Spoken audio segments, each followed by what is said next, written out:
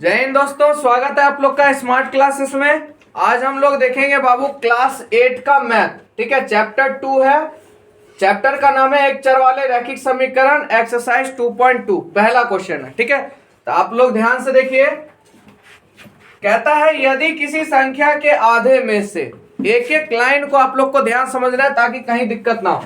यदि किसी संख्या के आधे में से 1/4 घटाया जाए तो 1/8 प्राप्त होता है, संख्या ज्ञात करें। अब देखिए यहाँ पे बोला किसी संख्या के आधे में से, संख्या क्या आपको पता है? नहीं पता। किसके आधे कीजिएगा? तो मान लेते हैं, माना कि संख्या बराबर बाबू x। देखिए किसी क्या बोला, किसी संख्या के आधे, संख्या आपने ले लिया x का आधा करना। तो ध्यान दीजिए, आधा करने का मतलब क्या होता है? जैसे 10 को 1/2 से गुना करेंगे तो हमको बताइए इसका आधा कितना होगा? 5। आधा का मतलब होता है 1/2 से गुना करना, याद रखिएगा। आधे का मतलब 1/2 से गुना करना। देखिए किसी संख्या का आधा, संख्या आपने x माना तो इसका आधा करेंगे x/2। होगा कि नहीं होगा? यानी x का आप आधा कीजिएगा तो क्या हो जाएगा? x से कम x और बटा 2। आधे में से क्या कह रहा है? 1/4 घटाया जाए, -1/4 घटा दिया तो प्राप्त 1/8 प्राप्त होता है। तो 1/8 प्राप्त होता है। यहां तक किसी को दिक्कत? किसी को नहीं। अब देखिए ये क्वेश्चन आपका बन गया। अगर आपको माना भिन्न का जोड़ करना तो कर लीजिए। मैंने आपको क्या बताया? कुछ नहीं करिएगा, इसको इससे गुना कर दीजिए। 4 दूनी बाबू 8, इसको इससे गुना कीजिए। 4 को x से गुना करेंगे बाबू 4x, माइनस है तो माइनस। 1 को 2 से गुना करेंगे तो 2 1 कम बाबू 2 बराबर 1/8। ठीक है, देखिए सामने सामने कट जाता है। ध्यान दीजिए, सामने सामने क्या हो जाता है? कट जाता है। तो सामने सामने देखिए भागे हम काट दे रहे हैं, ये और ये खत्म हो गया। ठीक है, बचा क्या बाबू हमारे पास? 4x - 2 बराबर 1। यहाँ -2 है, उधर जाएगा तो +2 में, यानी 4x बराबर 1 + 2, यानी 4x बराबर 3। और 4 गुना में बाबू उधर जाएगा तो भाग में, यानी x बराबर 3/4। ये हो गया आपका आंसर। तो संख्या हमारा ज्ञात हो गया। आप और भी मेथड अपना सकते हो, ये नहीं कि भाई मैंने इस तरह से बनाया तो आप भी कर सकते हो। जितना शॉर्ट आप खींच दीजिए उतना ज्यादा बेटर है। अब देखिए अगर हम इसको नहीं काटते तो इस पूरे को इससे गुना करना पड़ता, फिर इस पूरे को इससे गुना करना पड़ता, तो थोड़ा लॉन्ग हो जाता। इस वजह से यहीं पे काम खत्म हो गया। या 4 और 2 का लघुत्तम 4 लेते तो भी बनता। आपको जैसे बन जाए वो बढ़िया है। ठीक है, कहीं आपको दिक्कत नहीं, समझ में आ गया सब चीज। चलिए अगला क्वेश्चन देखते हैं। तो बाबू आपका नेक्स्ट क्वेश्चन है, कहता है यदि किसी आयत की लंबाई, ध्यान समझिएगा एक चीज, यदि किसी आयत की लंबाई, सबसे पहले बाबू देख लीजिए आयत किसे कहता है। देखिए इसे कहते हैं आयत, चित्र को नहीं कहते हैं। जिसके आमने और सामने की भुजा क्या हो? बराबर हो। ठीक है, जिसके आमने और सामने की भुजा क्या हो? बराबर। यानी अगर ये L तो ये भी L, ये भी तो ये भी B। अब देखिए यहाँ परिमिति पूछ रहा है। सबसे पहले फॉर्मूला जान लेते हैं। तो देखिए इंग्लिश में लिख रहे हैं एरिया ऑफ रेक्टेंगल। ठीक है, इसका क्या होता है बाबू फॉर्मूला? एरिया ऑफ रेक्टेंगल का लंबाई गुने चौड़ाई। क्या होता है? लंबाई गुने चौड़ाई। और पेरीमीटर ऑफ रेक्टेंगल का होता है बाबू 2 × L + B, यानी जिसे आप क्या कहते हैं? परिमिति। याद रखिएगा, आपके 10 तक काम देगा।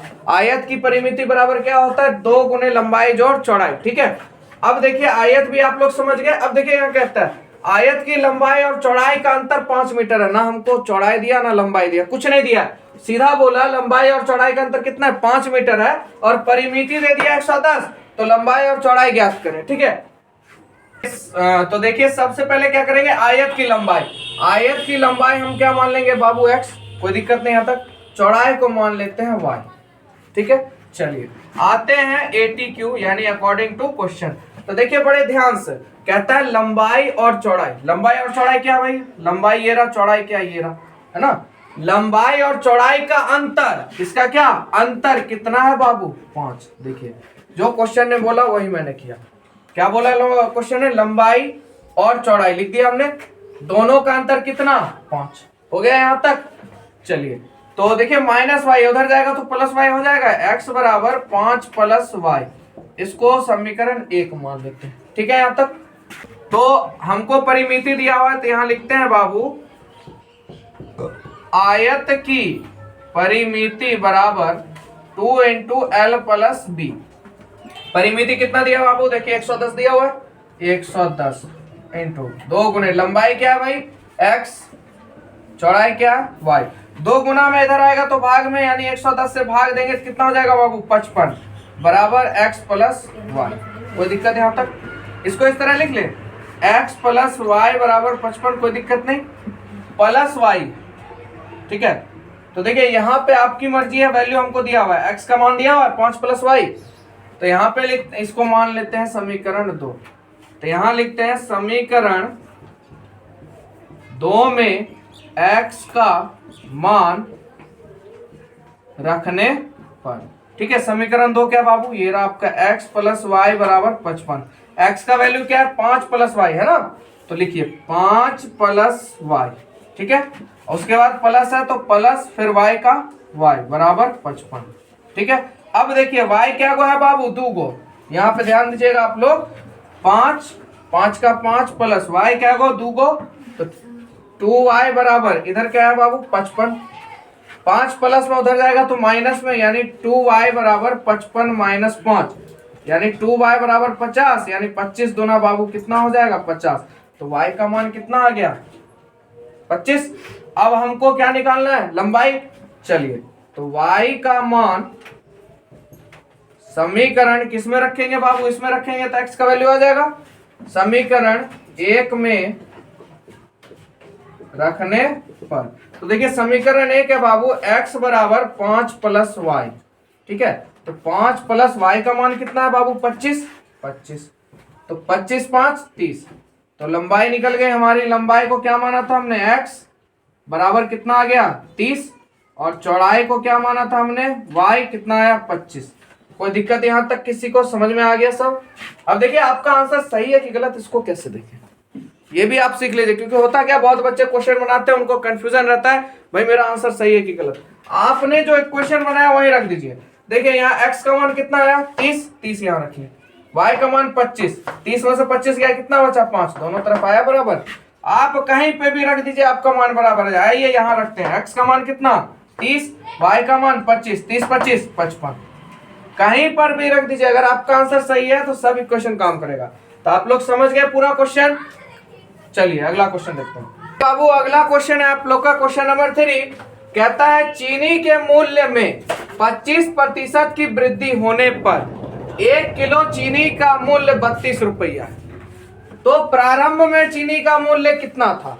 यानी देखिए समझिएगा बात को, आपको चीनी कितना रुपया में देता था ये आपको नहीं पता, मान लेते हैं x। ठीक है, अब क्या भैया, चीनी के मूल्य में डायरेक्ट बोलता है भैया 25% बढ़ गया, 25% क्या हो गया, बढ़ गया। और बढ़ने के कारण आप 1 किलो चीनी पहले मान लीजिए इतने रुपए में ले जाते थे, अब आपको ध्यान में नहीं, आप हटा के एक दुकान गए, वो आपको सीधा बोलता है चीनी जो पहले का रेट रहे ना 25%, उसमें क्या हो गया, बढ़ गया। तो बढ़ने के कारण उस चीनी का दाम 32 रुपया है। अभी आपको कितना लगेगा 32। तो आपको निकालना है चीनी का पहला मूल्य, पहले क्या मूल्य था उसका, तो इसको निकालना है। समझ में आया आप लोग को? तो देखिए यहाँ पे सबसे पहले करेंगे भाई, माना कि चीनी का मूल्य बराबर क्या, x रुपया है कि नहीं, कितना रुपया आपको पता है, नहीं पता है, तो माना चीनी का मूल्य बराबर x रुपया। ठीक है, तो देखिए आपका जो चीनी था उसमें 25% की क्या हो गई, वृद्धि हो गई, यानी x का 25/100, 25% की वृद्धि हो गई। और वृद्धि होने के कारण वो कितने में मिल रही है, 32 रुपए में। कोई दिक्कत आप लोग को? चीनी जो आपको पहले दिया जा रहा था उसमें 25% की क्या हो गई, वृद्धि हो गई, और ये वृद्धि हुई तो इसी चीनी में हुई ना, तो इसी चीनी में जुटा तब ना 32 रुपया हुआ, तो आपको पीछे जाना है। चलिए तो देखिए यहाँ पे 25 चौक 100, 1/4, तो देखिए x प्लस x से कम x बटा 4 बराबर 32। तो देखिए आप क्या कीजिए, यहाँ पे 1 लटका दे, कोई दिक्कत यहाँ तक आप लोग को? ठीक है, तो देखिए 4 एकम 4, 4 को x से गुना कीजिएगा, 4x प्लस x से कम x बराबर 32। देखिए यहाँ पे इस तरह से कर लेते हैं, इसको 1 से 4 को 32 से, तो 4x plus x, 4x plus x बराबर 32 को किससे गुना कर देंगे, 4 से। तो देखिए 8 4 दूनी 8, 4 तिया 12, 128। ठीक है, तो 4x एगो x, क्या गो x बाबू, 5x बराबर 128। तो देखिए 5 गुना में उधर जाएगा तो भाग में, यानी x बराबर 128/5, यानी x का मान क्या हो जाएगा देख लेते हैं, 8 पे 40 0, दो दूनी 4, 5 6, 2 एकम 2, 25.60। तो आपका आंसर कितना आ गया बाबू? 25.60। मन होगा तो भाग दे दीजिएगा आप लोग, ठीक है। तो पहले चीनी का दाम कितना था बाबू? 25 रुपया 60 पैसा। तो 25% वृद्धि होने पे कितना हो गया? 32 रुपया। समझ में आ गया आप लोग को? ठीक है। अगर वीडियो समझ में आ रहा है तो लाइक ठोक दिया कीजिए, बेईमानी नहीं किया कीजिए, ठीक है। लाइक ठोक दिया कीजिए अपने मन से। चलिए बाबू क्वेश्चन नंबर 4 देखते हैं। कहता है दो विभिन्न मूल्य वाली 35 कलमों का कुल मूल्य 60 है। देखिए टोटल 35, दो विभिन्न मतलब दो प्रकार की कलमें हैं और 35 कलमों का कुल मूल्य कितना है? 60 रुपया। और इसमें एक सस्ती है जिस कलम का मूल्य कितना? 1.5 रुपया, और एक महंगी कलम है जिसका मूल्य कितना है? 2 रुपया। बात समझ में आ रहा है आपको? यानी दो प्रकार का कलम है, एक महंगी कलम है और एक सस्ती कलम है। दोनों कलमों की संख्या है 35 और दोनों का रेट मिला कितना है? 60। तो महंगी कलम 1.5 रुपया में बिक रहा है भाई, और सस्ती कलम 1.5, महंगी कलम 2। तो कितनी महंगी कलम खरीदी गई ये बताना है आपको, ठीक है। चलिए चलते हैं। तो देखिए टोटल कलम की संख्या कितनी है बाबू? हमारे पास 35 है। यहां तक कोई दिक्कत आप लोग को? ठीक है। और देखिए माना कि महंगी कलम या सस्ती मान ली, जो माना कि महंगी कलम बराबर बाबू x। तो अब आप एक चीज बताइए, आपके पास टोटल 10 रुपया है, समझिएगा ध्यान से। आपने 2 रुपए खर्च कर दिए तो आपके पास कितने रुपए बचे? 8 रुपए। किससे आपने खत्म किया भाई? 10 रुपए में से ना। तो टोटल कलम की संख्या 35 है ना। और आपने महंगी कलम कितने ले लिया? x। तो सस्ती कलम कितनी बचेगी? तो 35 माइनस x होगा ना, है कि नहीं? 35 में से x घट जाएगा तो हमको सस्ती कलम पता चल जाएगी। यहां तक आप लोग को कोई दिक्कत नहीं? चलिए चलते हैं अकॉर्डिंग टू क्वेश्चन 82, ठीक है यहां तक। तो चलिए, तो महंगी कलम दो कलमों का कुल मूल्य कितना है? 60 रुपया आप लोग का, ठीक है। और दो कलम कौन कौन सी आपकी? महंगी और सस्ती। तो x प्लस सस्ती क्या? 35 माइनस x बराबर कितना है? 60। अब महंगी कलम का दाम कितना बाबू? 2, तो इसको 2 से गुना कर दीजिए। सस्ती कलम का दाम कितना है बाबू? 1.5, इसको 1.5 से गुना कर दीजिए। कोई दिक्कत आप लोग को? चलिए 2x प्लस 1.5 को, देखिए इस 1.5 को 35 से गुना करेंगे, इसी 1.5 को x से भी गुना करेंगे हम लोग, ठीक है। तो 1.5 रुपया को 35 से हम लोग गुना करेंगे तो 52.5 आ जाएगा। कितना आ जाएगा बाबू? 52.5। समझ में आ रहा है? बहुत बच्चे गुना भी नहीं आता। तो देखिए 1.50 को 35 से गुना करेंगे, दशमलव बढ़ाएंगे नीचे, क्या आ जाएगा बाबू? 100 आ जाएगा, है ना। तो देखिए 15 बचे, ये जीरो खत्म। 35 और 15 को गुना करना आसान है। देखिए 15 खोरा आता है ना आपको। 15 पचे 75, बचलो कितना? 7।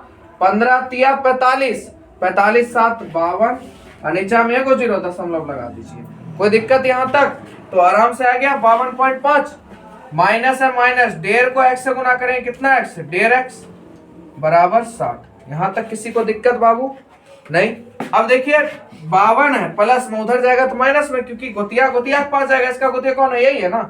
तो 2x माइनस 1.5x बराबर 60 माइनस 52.5। तो 2x में से 1.5 को चल जाएगा तो कितना बचेगा? 0.50x। अरे 2 रुपया में से 1.5 रुपया गया, कितना? 50 पैसा। 60 में से आपका 52.5 चल जाएगा तो कितना बचेगा बाबू? 7.5 रुपया।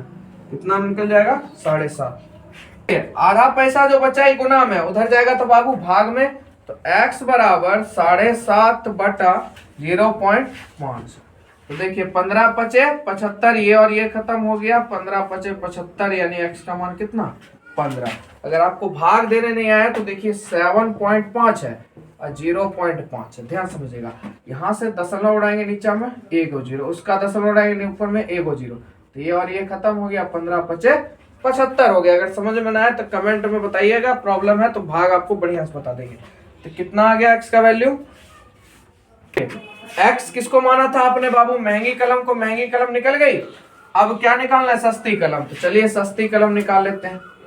सस्ती कलम बराबर आपने क्या माना? 35 माइनस x, 35 माइनस 15 बराबर 20। तो महंगी कलम कितनी आपने खरीदी? 15, और सस्ती कलम कितनी खरीदी? 20। आप लोग को समझ में आ गया? चलिए अगला क्वेश्चन देखते हैं। चलिए कहीं जाइए नहीं, ध्यान इधर रखिए, ठीक है, शॉर्ट वीडियो पर मत जाइए।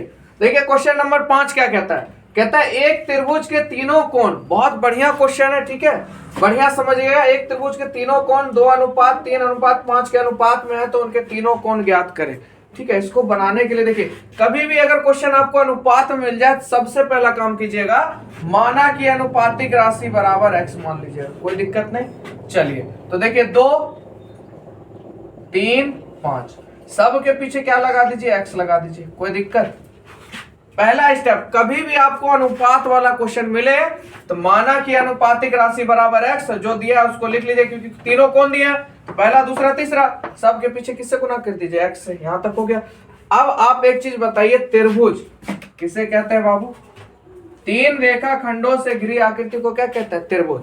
और त्रिभुज का प्रत्येक कोण कितने डिग्री का होता है बाबू, 60 डिग्री का, याद रखिएगा।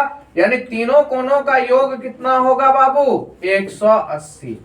त्रिभुज के तीनों कोणों का योग कितना, 180, ये समझ गए। चलिए अकॉर्डिंग टू क्वेश्चन चलते हैं हम लोग। तो देखिए पहला कोण, दूसरा कोण, तीसरा कोण बराबर कितना, 180। तीनों कोण कह रहा है ज्ञात करने के लिए, है ना।